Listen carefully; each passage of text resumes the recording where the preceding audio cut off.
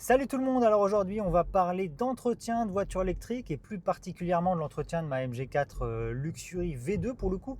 Alors je sais pas si on peut vraiment parler d'entretien sur les voitures électriques, c'est plus des contrôles en réalité. Mais donc qu'est-ce qui est préconisé par les constructeurs? Alors c'est un petit peu une légende le fait qu'il n'y ait pas d'entretien sur les voitures électriques. Alors effectivement il n'y a pas d'entretien en soi, il n'y a pas de vidange, il n'y a pas tout ça, mais on a les petits classiques, filtre à habitacle, pendant X années, je crois que c'est 6 ou 8 ans, remplacement du liquide de refroidissement des batteries, des choses comme ça. Donc ça, c'est vrai, mais c'est pas vrai le fait qu'il n'y ait pas d'entretien. Voilà. Il y a des contrôles, soit tous les ans, tous les 2 ans, ou tous les 4 ans comme chez Tesla, ou tous les 80 000 km.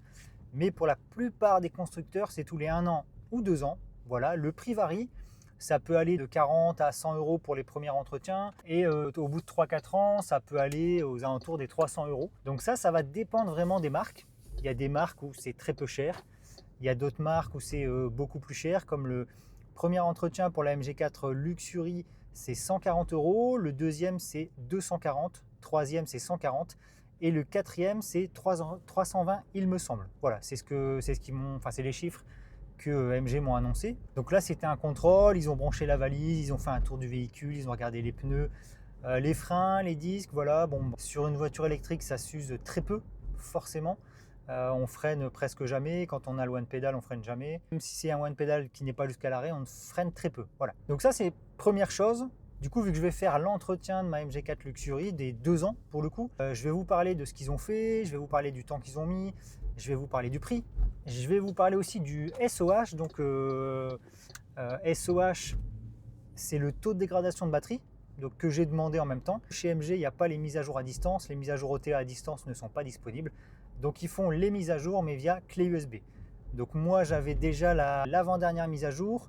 La dernière mise à jour était juste un correctif de Bluetooth et comme par hasard j'avais le problème de Bluetooth, donc j'ai demandé le correctif R67. Voilà. Sinon depuis la dernière mise à jour R63, je ne recense plus de problème, que ce soit sur le chauffage ou sur le maintien conduite semi-autonome, maintien dans les lignes, voilà. Je n'ai plus aucun problème. Ça, c'était vraiment le point noir de chez MG. C'était le maintien dans les lignes qui n'était pas fou. Il y avait des petits bugs à droite à gauche. La voiture fonctionnait très bien, mais ils ont eu du mal un petit peu à faire quelque chose de bien clean sur l'infodivertissement. Voilà. Problème de traduction, voilà. Mais depuis à peu près 8 mois, depuis la R63, tout a été corrigé. Donc ça, c'est quelque chose qui est sympa. Donc voilà pour ça, je me dirige chez MG justement pour faire cet entretien et je vous tiens au courant du coup juste après, savoir comment ça s'est passé, le taux de dégradation de ma batterie au bout de 2 ans, ce qu'ils ont effectué, le tarif. Voilà. C'est quelque chose qui est sympa de savoir. Voilà. Je vais chez MG, on se retrouve juste après pour faire le point sur tout ça. Bon voilà, de retour chez MG, j'ai été faire mon entretien. Putain, le temps est catastrophique. Je sais pas si on va bien voir aux caméras, parce qu'il fait vachement sombre, il pleut un petit peu. Franchement, il fait 5 degrés, c'est une catastrophe. Mais voilà, entretien effectué, ils m'ont donné toutes les informations sur la voiture. Voilà, le taux de dégradation de batterie, ils m'ont aussi donné le détail de tout ce qu'ils ont fait, donc ça c'est plutôt cool, ils m'ont tout noté. Et ils m'ont fait aussi un devis pour mes 4 pneus parce qu'il me reste 5000 bornes pour les 4. Je suis à 42 000 km, mes pneus, ouais, il me reste encore 5000 à peu près. Donc voilà, il va falloir que je les change. Bon, les devis sont assez costauds, on va dire. Non mais voilà, on se pose et je vous montre tout ça. Donc voilà, j'ai fait l'entretien est réalisé.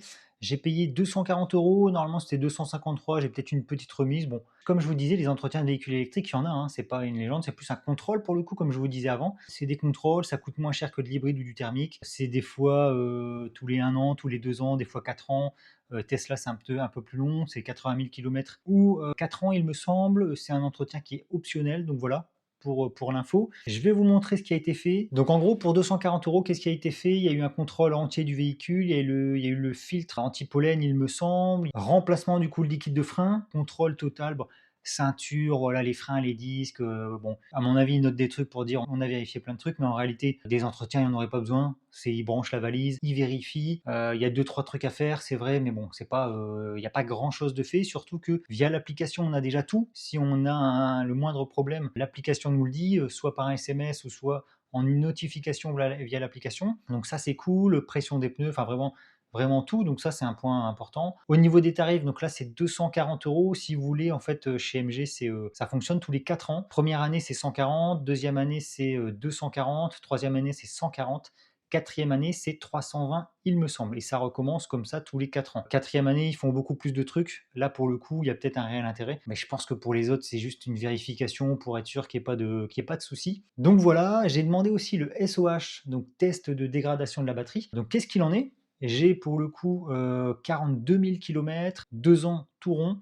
Il m'annonce un SOH, donc un taux de dégradation de batterie de 99%, enfin 1% de dégradation pour le coup. Bon, voilà, c'est pas quelque chose qui est très fiable, que ça soit avec une prise OBD, que ça soit, via la valise. Normalement, il faut une décharge et une charge complète, enfin pour avoir un test qui est, beaucoup plus précis que le reste. Normalement, première année, c'est entre 2 et 3. Toutes les autres années, c'est 1 voire 2. Alors c'est une moyenne, mais avoir, 1% de dégradation à 42 000 km, je suis un petit peu sceptique. Bon, ça vous donne un ordre d'idée, je pense que ma batterie pour 42 000 est très peu dégradée. Bon, c'est tout, c'est comme ça, j'ai demandé le SOH, il m'annonce 1% de dégradation. Voilà, je vais me baser là-dessus, je vais me baser sur le fait que je pense que ma batterie est très peu dégradée. Comme je vous disais, le fait qu'il n'y ait pas d'entretien, c'est un mythe, hein, alors effectivement, l'entretien en tant que tel, il y en a pas, mais il y a des contrôles. Voilà, on va appeler ça des contrôles tous les ans, tous les 2 ans ou tous les 4 ans. D'ailleurs, la MG4 Luxury, alors elle est encore vendue, mais comme là dans le showroom, elle était plus disponible, on la voyait plus, elle était retirée du showroom. Donc je pense que c'est fini pour elle. Ils vendent les stocks et c'est tout. Normalement, la nouvelle arrive début d'année, qui est alors le look est complètement différent. L'intérieur aussi, ils ont réellement travaillé à l'intérieur, beaucoup mieux que la MG4 actuelle, beaucoup mieux que la MG S5 actuelle. Que ça soit l'écran, c'est un partenariat avec Oppo, l'intérieur est beaucoup plus travaillé. L'extérieur, on est plus sur une forme, je dirais, européenne. Clio 5, Clio 3, Yaris, voilà, c'est plus arrondi. Bon, j'aimais bien la MG4 parce qu'elle avait un look particulier, un look atypique. On la reconnaissait dans la rue. Là, elle va se fondre un petit peu dans le paysage. Bon, après, je pense que voilà, pour le marché européen, ça sera beaucoup plus intéressant. Il me semble qu'au niveau caractéristique, c'est la même chose. Batterie semi-solide, il me semble, mais au niveau autonomie, on est aussi sur du 450 km d'autonomie. WLTP, peut-être beaucoup moins cher. Elle est en prix de départ en Chine à 8 000 euros. On peut estimer qu'elle sera peut-être aux alentours des 20-25 000 en Europe et en France, donc peut-être un peu moins cher que celle actuelle. Donc ça peut être intéressant, hein. N'hésitez pas à vous abonner, mettre un petit j'aime, un petit commentaire, ça fait toujours plaisir. Un petit abonnement aussi, ça soutient la chaîne. Je vous dis à la prochaine et ciao.